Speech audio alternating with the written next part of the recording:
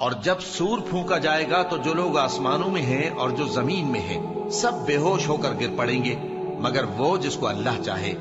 پھر دوسری دفعہ سور پھونکا جائے گا تو فوراً سب کھڑے ہو کر دیکھنے لگیں گے، اور زمین اپنے پروردگار کے نور سے چمک اٹھے گی اور اعمال کی کتاب کھول کر رکھ دی جائے گی، اور پیغمبر اور دوسرے گواہ حاضر کیے جائیں گے، اور ان میں انصاف سے فیصلہ کیا جائے گا اور ان کے ساتھ بے انصافی نہیں کی جائے گی،